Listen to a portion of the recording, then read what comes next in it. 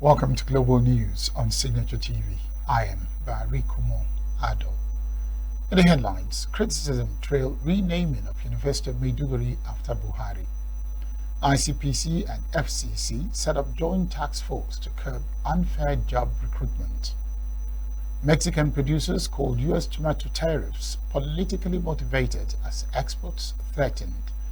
Liberians demand reforms over rising costs and alleged misconduct. Details shortly.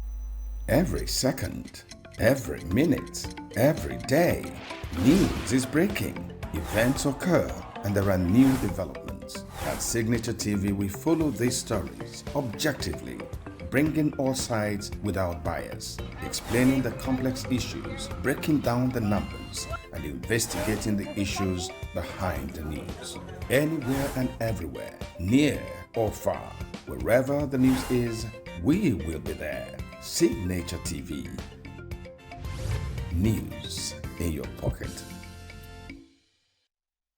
President Bola Tinubu on Thursday announced that the University of Maiduguri will now be known as Muhammadu Buhari University, Maiduguri.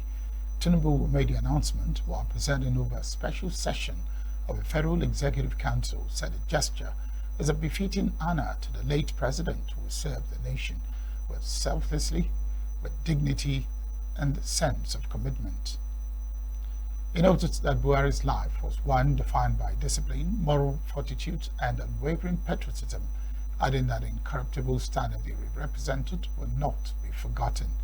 Reflecting on the shared political journey, Tinubu recalled how the alliance, alongside others drawn from across political and regional divides, led to Nigeria's first peaceful democratic transfer of power from one ruling party to another in 2015.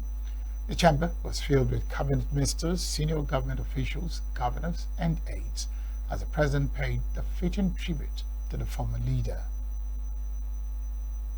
A growing wave of opposition is trailing the federal government's recent decision to rename the University of Maiduguri, UNIMAID, as Muhammadu Buhari University. Already, the alumni, students, and concerned citizens are calling on President Bola Tinubu to halt the move. In an open letter widely circulated across the social and traditional media, stakeholders acknowledged the legacy of the late former President Muhammadu Buhari, but cautioned that changing the institution's name would undermine a well-established identity built over 4 decades. Petitioners championed by Bayemi Olatimo described the university as a symbol of resilience, academic excellence, and regional pride. Petition endorsed by thousands of signatories, including current students and distinguished alumni, argued that the proposed renaming does not reflect the views of the university's core stakeholders and broader Nigerian public. The appeal, as at the time of filing this report, has gained momentum online, with over 1,500 new supporters signing in as at Friday morning. The ENUGU State Ministry of Agriculture is calling on citizens to embrace mushroom farming, not just as a source of healthy food, but as a pathway to economic empowerment and export. Permanent Secretary Victor ENUGU made a call at a training on mushroom farming organized by the state government. Correspondent Chinemeremi Kegbuna, who attended the workshop, now reports. It presents a unique opportunity for any state to diversify its agricultural sector, drive youth and women empowerment, and improve household income. Apart from the health benefits, the low startup capital and increasing demand for mushrooms locally and internationally makes it a viable venture for both subsistence and commercial farmers. Recognizing this, the ENUGU State Ministry of Agriculture, in partnership with some stakeholders, convened a statewide training to sensitize local farmers on setting up viable mushroom farms, maximizing the value chain and exploring export opportunities. Now, what is the uniqueness of this mushroom farming? What is it that is so special about this mushroom? Everybody says zero waste. Zero waste. Zero waste. Mushroom is a zero waste farming. At the training session with farmers across the states, the ministry stressed the importance of tapping into the growing demand for mushrooms, both for local consumption and export market. We want our people to diversify their economy. and also their income, and also thereby, ensuring food security in the state. And that is why we have been doing everything possible through training and other forms of empowerment to support our farmers in various areas, including input to distribution. When we are not distributing inputs, we are distributing some assets. Agricultural expert and lead trainer Amaka Allison highlighted the health benefits of mushroom, which she said can easily be cultivated at home with minimal resources. And also, another thing is that mushroom has a lot of beneficial properties. Like I showed them the mushroom that is called the mushroom of immortality. That is Giganodama mushroom. As you're taking this mushroom, it's good for boosting immunity, helping people with high blood pressure. They call that mushroom of immortality and longevity because it helps to prolong the people's life. Even this common oyster mushroom, I talked about it, that it contains what they call the L-ergotamine. It's called the anti-aging supplements, ergotamine, and it's contained in the mushroom that we grow and we can easily grow in our houses. So why don't we take something that will help us to look younger and increase the functions of our cells and make us healthier? The Southeast Regional Director on Exports, Francisca Odega, also addressed the participants, describing mushroom exports as an untapped gold mine for ENUGU farmers. Mushroom grooming can be done at the back of your compound, and there are a lot of potential. So we need people to now begin to do it as a real product for ENUGU State in particular. And as they do it as a product for ENUGU State, they now begin to do what? Reorient themselves to know that the potentials are there. Participants at the training expressed optimism, pledging to take advantage of the opportunities in mushroom farming. This is a very laudable one by the Ministry of Agriculture because we have people here who have been in the mushroom space, and we are now looking at having the government come in to play key roles. And this step they're taking is actually something we appreciate, and we look forward to more collaborations with the public sector and the private sector, where private individuals now are getting involved in mushroom farming and also doing stuff in mushroom. I see mushroom farming as a good alternative to protein production and stuff like that, yeah. And the export possibilities is wonderful. So, based on economic factor, which I'm more interested in what the PAMSEC assistant lady said, is if one should roll himself or herself into this, in cooperation with this, you'll find out that you're going to see good things coming up in your life, some additions coming up to build up your life in participating with them. Beyond the technical skills, the ministry says it will engage farmers and staff through regular motivation and support programs aimed at boosting productivity and sustaining interest in the sector. In ENUGU, Chinemeremi Kebunam reporting for Signature TV News.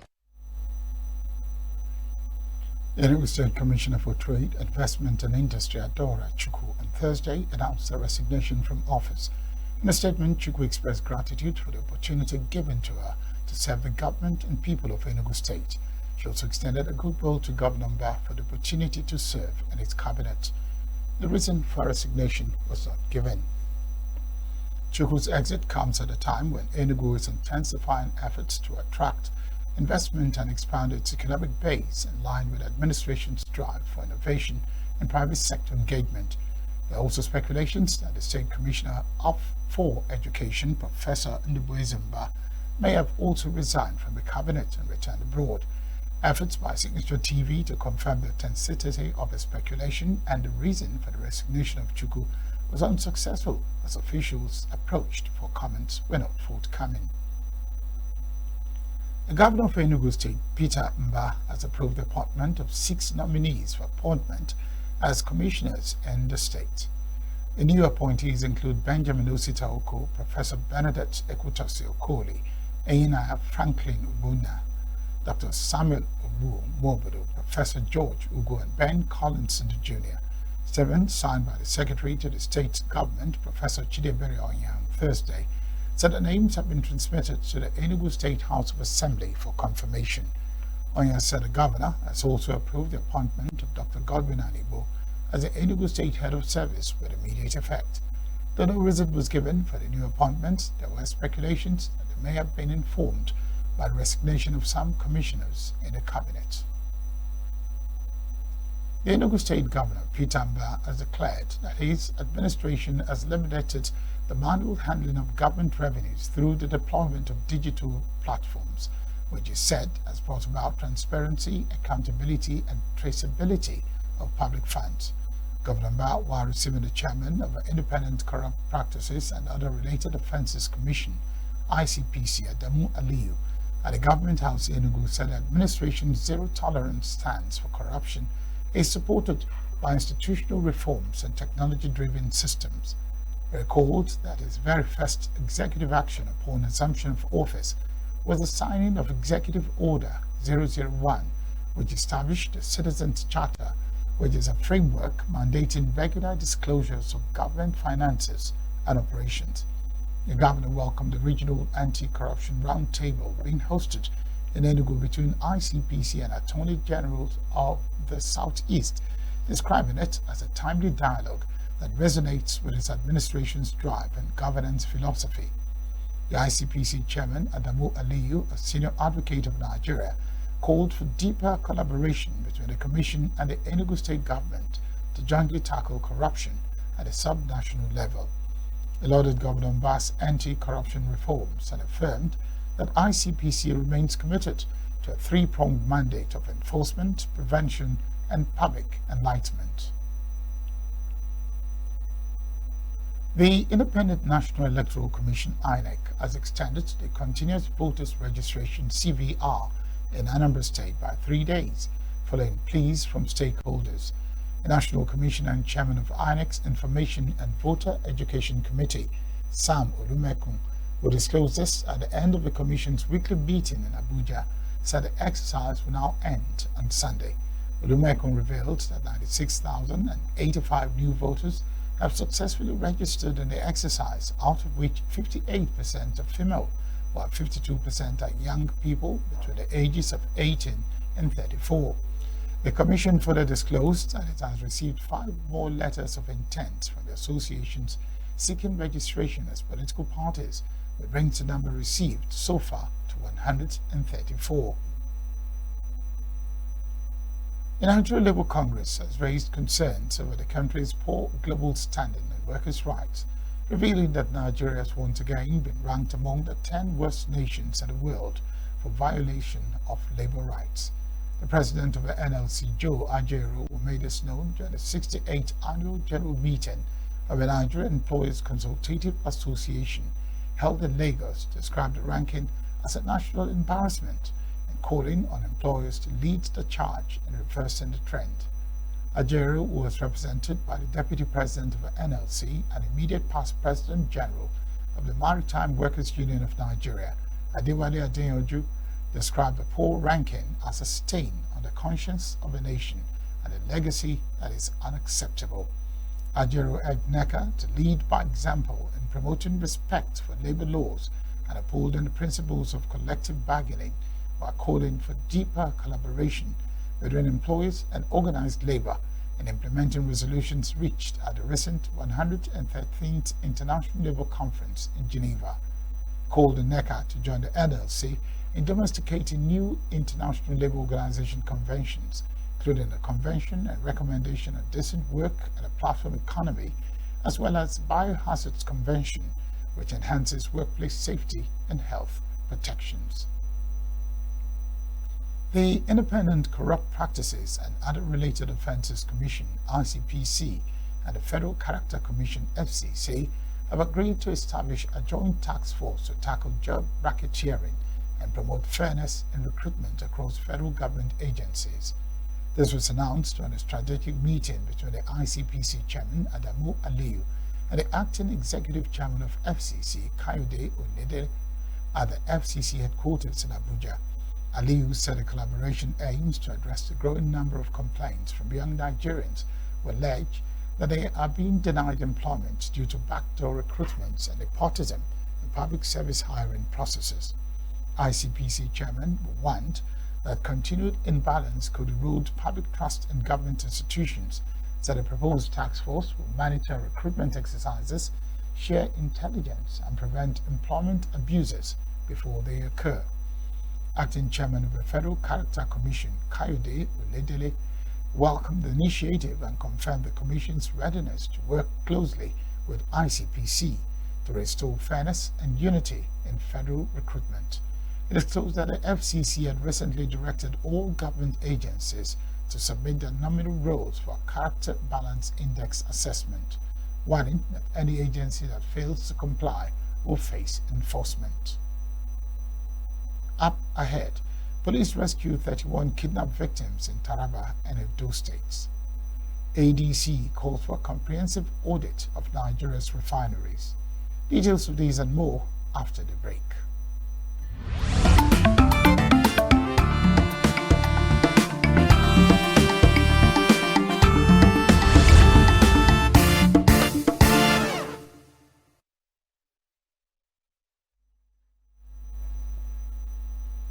Authorities in Kano State have confirmed the arrest of 11 students of Government Boarding Secondary School, Bichi, following the brutal killing of 2 of their fellow students. Confirming the arrest, a spokesperson of the Kano State Police Command, Abdullahi Kiyawa, said that the students are currently being interrogated to determine their roles in the killings and ensure justice for the victims and their families. Kiyawa urged the public to remain calm and allow the law to take its course, even as the school has been placed under close monitoring as investigations continue. As of the time of this report, the bodies of the deceased students have been deposited at the Bichi General Hospital morgue, where post-mortem examination is expected to be conducted. The 2 deceased students, identified as Hamza Idris Tufawa and Umaru Yusuf Dungurawa, were allegedly attacked by their peers using locally fabricated metal objects referred to as gwale gwale. The Sokoto State Police Command has announced the arrest of a suspected Lakurawa bandit and the recovery of an AK-49 rifle with ammunition following a swift intelligence-led operation. Commissioner of Police Ahmed Musa, who disclosed this in a statement issued on Thursday, said the operatives of the command's anti-kidnapping unit acted decisively on credible intelligence, leading to the arrest of one Buba Magaji from Julikoi village in Silame local government area. Musa described the arrest and arms recovery as a significant breakthrough in the ongoing efforts to rid the state of criminal elements. The CP commended the vigilance of community members whose step-off led to the successful operation and urged continued public cooperation in the fight against crimes. The Nigeria Police Force has announced the rescue of 31 kidnapped victims in 2 separate operations in Taraba and Edo states. The Force Public Relations Officer, Olumuyiwa Adejobi, who disclosed this in a statement on Friday, explained that efforts are currently being intensified to ensure the apprehension and prosecution of the fleeing perpetrators. He said the successful outcomes reflect the reinforced commitment of the Nigeria Police Force to citizen protection and national security. Commended the gallantry and swift action of the operatives involved in both operations and assured the public that targeted operations to dismantle criminal networks across the country will continue with renewed vigor. Nigerian troops have rejected a 13.7 million naira bribe from suspected terrorists in Plateau State. Director of Defense Media Operations Major General Marcus Kange disclosed this during a press briefing in Abuja, said the troops of Operation Safe Haven intercepted a bullet-ridden vehicle on Jos Sanga Road. Suspects inside the vehicle, they said, attempted to bribe their way out for the amount, but the offer was rejected, while some weapons, ammunition, and cash in their possession were seized.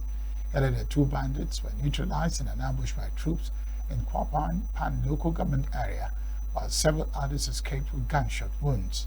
Additional operations across Plateau, Kaduna, and Nasarawa states led to the arrest of 7 suspects and recovery of arms, motorcycles, and illicit drugs, while in Borno State, 2 NURTW members were arrested in Biu for allegedly transporting military gear to terrorists. A global economic analyst, Nick Agule, has criticized the state of Nigeria's healthcare system, describing it as one that caters only to the wealthy. leaving majority without affordable access. Agulewu featured on a breakfast show on Signature TV. They cried the failure of the government to subsidize health care and education as is obtainable in developed countries, where citizens enjoy access to quality services regardless of their income. He also expressed concern over Nigeria's inability to maintain up-to-date data on disease patterns, stressing that this hampers proper planning and disease prevention strategies. He noted that even public hospitals, which are meant to provide free or subsidized care, are unaffordable for many Nigerians. The government hospitals are not even those consulting clinics again. Because if you are sick now and you approach a government hospital, they are going to bill you. And if they bill you and you are not able to pay, they will not attend to you.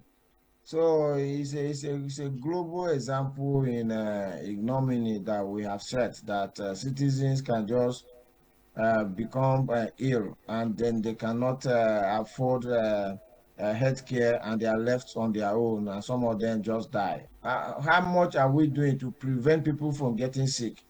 You know, Nigeria does not even have the data of people who are suffering any specific type of illnesses, because it is easier, cheaper, and better for you to prevent people from getting sick than allowing them to get sick and then start spending money to heal themselves. None of these services is happening in Nigeria, you know, and people who can afford healthcare can afford it. Those who can't, they are left to their own devices, which is quite sad. While acknowledging the role of private hospitals in bridging the gap in healthcare delivery, Agule lamented the high cost of services and facilities, which puts them out of the reach of the average Nigerian. They, however, urged citizens to invest in healthcare insurance as a means of financial protection in times of illness. So health insurance requires you to be paying a specific amount of money every month, just like you pay insurance on your vehicle. So you'll be paying a specific amount of money every month. If you are not sick all through the year, no problem. Your money will be used in healing other people who are sick. So you are like in a pool. You are bringing your money together. And if you are sick, then that health insurance will not take care of you. That way, it is better and more assured that you have healthcare available to you than waiting until you are sick and then you start begging. And if people can't offer you support, then you sometimes die miserably without any, you know, healthcare, available to you. So people should consider this health insurance thing. If you want to know more about it, you can always just ask for health insurance schemes around where you are. There are a lot of them. They call them health management organization, HMOs. You always find them. They say you are like in a village or somewhere, but even at that, if you come to town, to a city near you, you can access them and then you can cover that will work for you. That way you are paying regularly small sums instead of waiting to be billed 1 million naira by a government hospital and you are unable to pay. The federal government has directed the immediate closure of parts of a Kefi bridge due to damage caused by a heavy-duty vehicle on parts of a bridge in Abuja. The Minister of Works, David Umai, who confirmed the closure, said the measure is to prevent further damage and ensure public safety, and attributed the bridge collapse to direct violations of traffic codes, especially the use of high-bed trucks that exceed the standard headroom. The Minister emphasized the importance of adhering to codes and standards in bridge design and construction, citing the 5.6-meter headroom standard for flyovers, saying there was need to adopt a minimum headroom of 6.5 meters for flyovers to accommodate taller vehicles. He added that the ministry would henceforth start installing heavy metal gateways to detect and prevent overheight vehicles from accessing bridges. The African Democratic Congress, ADC, is raising serious alarm over the federal government's latest move to privatize Nigeria's state-owned refineries after spending close to $18 billion in public funds over the past decade. under the guise of rehabilitation. In a statement issued on behalf of the party, the interim National Publicity Secretary, Bolaji Abdullahi, expressed deep suspicion that the Tinubu administration may be misleading Nigerians, especially after confirming that they recently spent another $2.8 billion on the same refineries, only to now declare them moribund. Abdullahi recalls that the present administration recently claimed that work had resumed at the Port Harcourt and Warri refineries, only to turn around to talk about sale without public accounting, audit, or clarity, despite billions in taxpayers' money pumped into the facilities. The party said it sees this as a troubling pattern of waste, mismanagement, and shady backroom deals by successful governments, insisting that no sale should be carried out without a full and independent audit of the financial, technical, and structural and other processes tied to the refineries. The ADC states that issues of forensic auditing date back to 2010, and a full and public legislative hearing involving civil society, economists, and anti-corruption bodies as a next step to take must be non-negotiable. Still to come, Brazil's Lula warns against Trump's interference in justice system, rejects unacceptable blackmail. Zelensky appoints former defense minister Umerov as head of Ukraine's Security Council. To stay with us.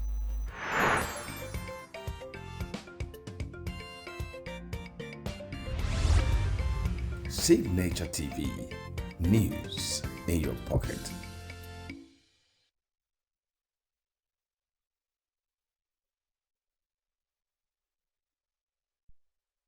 Mexican tomato farmers in Baja California expressed deep concern on Thursday over new U.S. tariffs that threaten their primary export market as the termination of a suspension agreement reinstated a 17% anti-dumping duty on their produce. The Trump administration announced Monday a duty of about 17% on fresh tomatoes from Mexico, which account for 2/3 of the tomatoes eaten in the U.S., at the end of an export deal between the two countries. Roberto Celorio, president of Baja California's Agricultural Council and director of Heirloom Farms, described the measure as politically motivated rather than commercial logic. Workers at packing facilities like Victoria Aguilera expressed worry about job security, noting that domestic Mexican consumption of specialty tomatoes remains minimal compared to U.S. demand. This is a measure not taken from commercial logic, because commercial logic indicates that the agreement should prevail. We believe it is a decision with political and protectionist overtones. We are open to negotiating so that producers, in this case from Florida or U.S. products, can recover part of the market. We have always been willing to do this gradually, but right now we have to adapt to the conditions. In some way they are trying to reactivate their industry, to reactivate their producers, and we may not agree with the way they are doing it, but somehow they are trying. We doubt they could have the capacity to do it in the short term, but it's a country decision, it's very much their decision that is affecting us tremendously. We cannot enter into a scheme where as an industry everyone starts exporting or doing whatever they want.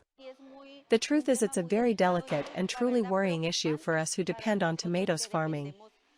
Yes, it will be affected, because what we work on is for that particular market, the U.S. market.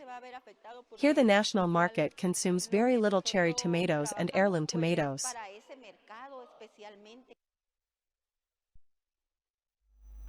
The tariff dispute affects an industry that employs hundreds of thousands of people across Mexico, according to Celorio, who hopes ongoing negotiations between the producers and the Mexican government will yield a new agreement to maintain favorable export conditions. The Republican-controlled U.S. House of Representatives early on Friday passed President Donald Trump's $9 billion funding cut to public media and foreign aid, sending it to the White House to be signed into law. Chamber voted 216 to 213 in favor of a funding cut package, altered by the Senate this week to exclude cuts of about $400 million in funds for the global PEPFAR HIV/AIDS prevention program. And the two House Republicans voted against the cut. Representatives Brian Fitzpatrick from Pennsylvania and Mike Turner from Ohio, along with Democrats. China wants to bring commercial ties with the United States back to a state of healthy and sustainable development, Commerce Minister Wang Wentao said on Friday, calling the U.S. to behave in a way that befits its major country status. It characterized the ups and downs in China-U.S. trade relations as having taught both sides that they need each other. China-U.S. economic and trade relations have weathered many storms, yet the two countries remain important economic and trade partners to each other. As China and the U.S. are the world's two largest economies, we often say that major powers should act like major powers, and a major power should have the corresponding responsibility and sense of duty. Economic and trade issues between China and the U.S. are not just bilateral matters. They also play a key role in injecting stability and certainty into global economic growth and prosperity. Moreover, the two countries are not only trade partners but investment partners. The business communities of the two countries have close exchanges. Every March, as everyone has seen, many American companies come to China. The Ministry of Commerce has received many people. Just yesterday, I met with the CEO of NVIDIA, Jensen Huang, at the ministry. He's been trending online recently. Yesterday he also visited the Ministry of Commerce. Attempts to forcibly decouple and sever ties, despite the ups and downs, has led to one clear conclusion. Especially on the U.S. side, it has become clear that forced decoupling is simply not viable. Why? Because it goes against economic laws and public sentiment. U.S. President Donald Trump hiked tariffs on Chinese products to over 100% earlier this year, before walking back much of the hefty duties in a trade truce with Beijing reached in May. China has until August 12 to reach a deal with Washington to avoid Trump's reinstating additional import curbs imposed during tit-for-tat tariff exchanges in April and May. The current overall tariff level imposed by the U.S. on China is at a still high 53.6%, Wang told the press conference. Brazilian President Luiz Inácio Lula da Silva said on Thursday that Brazil had always been open to dialogue with the United States, but rejected what he described as unacceptable blackmail and threats to Brazilian institutions. Lula warned that any attempt to interfere in Brazil's justice system was a serious attack on national sovereignty and stressed that foreign digital platforms must follow Brazilian regulations. Brazil has always been open to dialogue. We held more than 10 meetings with the U.S. government, and on May 16 we sent them a proposal for negotiation and waited for a response. What we got was unacceptable blackmail in the form of threats to Brazilian institutions and false information about trade between Brazil and the United States. Trying to interfere in Brazilian justice is a serious attack on national sovereignty. The defense of sovereignty also applies to foreign digital platforms. In Brazil, in order to operate in our country, all national and foreign companies are obliged to comply with the rules. We will continue to focus on good diplomatic and trade relations, not just with the United States, but with all the countries in the world. We will not accept an attack on PX. Bed's note. PIX is a Brazilian instant payment system created by the Brazilian Central Bank, which is a heritage of our people. If necessary, we will use all legal instruments to defend our economy, from appeals to the World Trade Organization to the reciprocity law, approved by Congress. Demonstrators took to the streets in several U.S. cities on Thursday, denouncing President Donald Trump's policies on mass deportations and social welfare cuts. Demonstrations part of a national day of non-violent action called Good Trouble Lives On honored the legacy of civil rights activist and House of Representatives John Lewis on the 5th anniversary of his death. Rallies and protests took place in streets, courthouses, and public spaces, with tens of thousands participating peacefully in line with organizers' call for non-violent demonstrations, according to local media. At a rally in Washington, D.C., Congressman Al Green urged the crowd to stand against Trump's policies. This is not America anymore. This Trump and Miller and those behind Project 25, to see citizens, to see people who are in this country legally snatched off the street and disappeared. It's not supposed to be happening here, but it's happening. and it's got to stop. John Lewis is actually one of my favorite civil rights movement leaders, and there was a quote that he recently was quoted as sharing about democracy and that it's an action.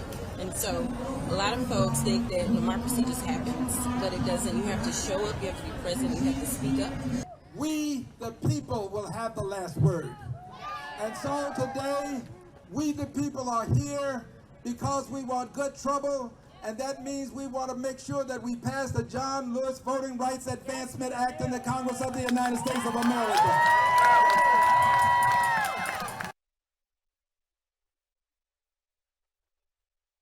Dozens of people marched through Monrovia on Thursday in a protest organized by the group Solidarity and Trust for a New Day stand, calling for accountability from President Joseph Boakai's government over economic conditions and alleged misconduct.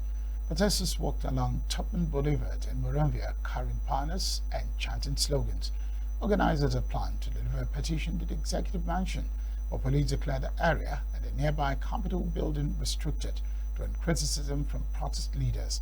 Boakai was sworn in as president in January after winning the November 2023 runoff election against former President George Weah. In February, the administration suspended more than 450 officials, including ministers and ambassadors, for failing to declare their assets by a legally mandated deadline, part of a stated effort to improve transparency and address corruption. Protesters said they were concerned about the rising cost of living, alleged police misconduct, and political pressure on opposition voices. We are also here for too many reasons, Mr. Journalist. We are also here because our people who are given job as prescribed for the constitutional period that says in la presidency to be given job, irrespective of the background, irrespective of the political party, you took a people on job because you're delivering of this edition. As you can see, as well on course, we are using the octopus strategy of convergence. Liberians are coming from all walks of life, and they shall be converging at the center of Monrovia, the capital, specifically on Capital Bypass, and to say to President Boakai, enough of the hardship, enough of the corruption, enough of the mismanagement of state resources, enough of the hypocrisy, enough of the deplorable healthcare sector. Enough is enough. Ukrainian President Volodymyr Zelensky appointed former Defense Minister Rustem Umerov as head of the country's National Security and Defense Council on Friday. Umerov would oversee national security matters, focusing on negotiations with Russia, as previously led Ukraine's delegation in negotiations with Russia in Istanbul. Umerov's tenure as Ukraine Defense Minister spanned from September 2023 to July 2025, during which he was involved in significant defense strategies and operations. Appointment comes in the wake of a major Ukraine government reshuffle aimed at revitalizing wartime management as prospects for peace with Russia grew dim. On Thursday, Ukraine's parliament appointed the country's first new prime minister in 5 years.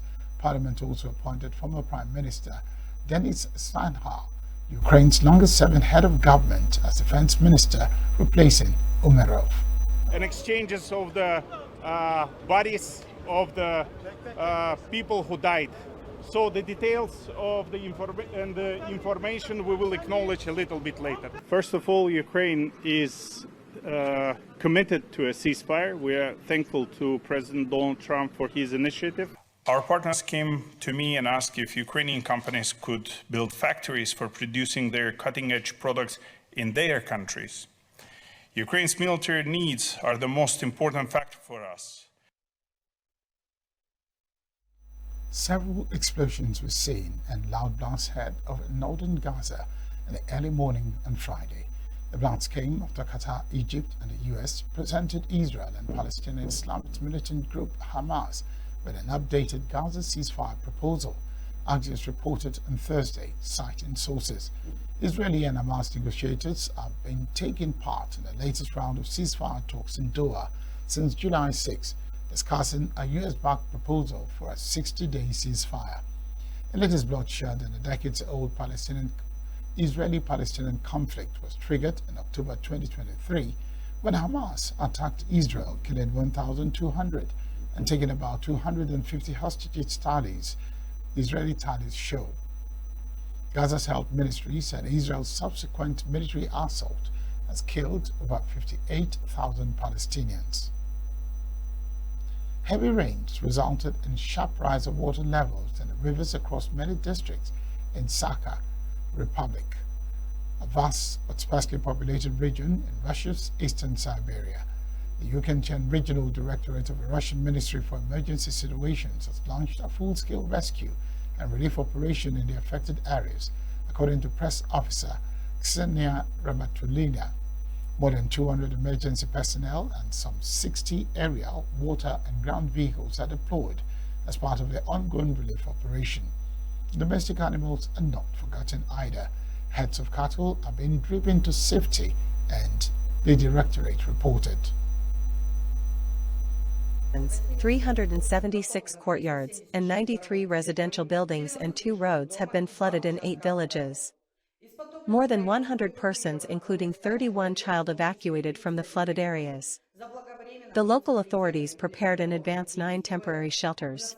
At present, they accommodate 57 persons, including 31 child. Other evacuees stay with their friends and relatives. South Korean President Lee Jae-myung held a disaster management meeting on Friday as heavy rain pounded parts of the country for a third day.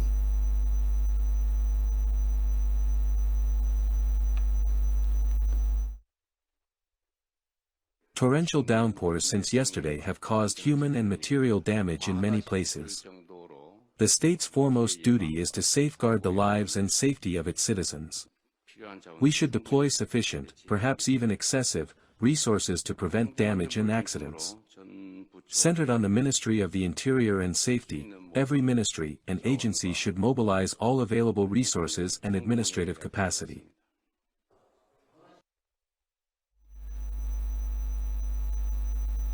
More than 5,000 people in South Korea have been forced into shelters, while 4 people have died and 1 remain missing, the safety ministry said. Torrential rain warnings remain in effect for most of the country's western and southern regions, and the Weather Service has advised extreme caution against landslides and flooding through Saturday. 49-year-old mother and her 9-year-old son were rescued from a forest in California after handwritten notes they left underneath some rocks helped lead rescuers to them, according to authorities. A photograph released by the Calvados County Sheriff's Office showed one of the notes contained a handwritten message. Authorities were first alerted to the missing pair at around 1:20 p.m. local time on July 12. The rescue team was subsequently dispatched and found the missing pair using information provided by a caller on the campus and spotted the handwritten notes at approximately 5:40 p.m. Sheriff's Office said a rescued pair had relied on a GPS system which had featured guidance on remote roads. They had driven deep into an area without coverage and found themselves unable to trace their way back before deciding to leave notes at intersections, blowing a whistle and leaving the hazard lights on at night to help rescuers. British police said on Thursday 1 child was killed after a collision involving a bus carrying school children in Somerset, southwest England.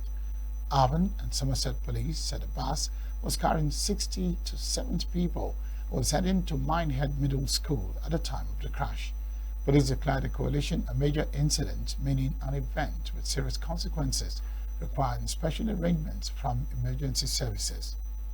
A number of people were seriously injured, including 2 children who were taken to hospital by air ambulance, Chief Superintendent Mark Eggington told reporters. Fire crews rescued people trapped in the bus in what was a complex and technically difficult incident. Chief Fire Officer for the Devon and Somerset Fire and Rescue Service, Gavin Ellis, said. Shortly before 3 p.m. this afternoon, emergency services were called to a collision involving a coach on the A396 at Cutcombe Hill in Exmoor. Approximately 60 to 70 people were believed to be on board at the time. A major incident was declared, with police, fire and ambulance services dispatching crews to the scene. The coach was carrying a number of adults and children to Minehead Middle School when it overturned. We can confirm tonight that 1 child has sadly died. A formal identification process will need to be carried out but our thoughts and sympathies are with their family who we were in contact with at this time, and specially trained officers are with them to provide support. A number of other people have presented or been taken to hospital, some with serious injuries. This includes 2 children who were taken to hospital by air ambulance. Many passengers either sustained minor injuries or were physically unharmed and were transferred to a rest centre. Work to help them return to Minehead has been taking place throughout the evening. An investigation into the cause of this incident will be carried out, and we please ask any witnesses to please call 101. We would please ask people to avoid speculation around the circumstances at this time, out of respect for the families, staff and the driver, who will all be deeply affected by this collision, as it is only likely to add to their distress. We were mobilised to a major incident to a coach that overturned onto its roof and slid approximately 20 foot down an embankment. To this we sent 8 fire engines, 2 specialist rescue appliances and approximately 60 personnel. Other resources were laser mobilised in support of our crews and our partners. Our crews carried out a number of extrications and rescues in extremely difficult circumstances, and they also supported our ambulance colleagues with casualty treatment. This was a very complex and technically difficult incident for our crews to deal with, and I'm grateful for the tireless effort and actions of the crews in doing everything that they could for those who were trapped as quickly and safely as possible. I'm also grateful to the off-duty firefighter who was travelling behind the coach at the point of the crash, who was able to start making immediate effect to release those crews from those casualties from the bus. We were called at 14:58 this afternoon, Thursday the 17th of July, to a significant road traffic incident on the A396 near Minehead. We declared a major incident that has since been stood down. We sent 46 resources to the scene, including 20 double-crewed ambulances, 3 air ambulances, a command team, and 2 hazardous area response teams. We treated several patients at the scene and conveyed 21 patients to hospital via land and by air. Very sadly, as confirmed by Avon and Somerset Police, 1 child has died at the scene, and our thoughts are with their family and friends during this incredibly sad time. Harris English and England's Matt Fitzpatrick joined Denmark's Jacob Skov Olesen, Chinese Hartong Lee and South Africa's Christian Bezuidenhout with 4 under par 67s to share the first round lead of the Open Championship on Thursday at Portrush, Northern Ireland. Scores were bunched together up and down the leaderboard as dealing with elements became part of a challenge at Royal Portrush Golf Club. Golfers battled wind gusts, and for those playing in the middle of the day, rain that was bothersome at times.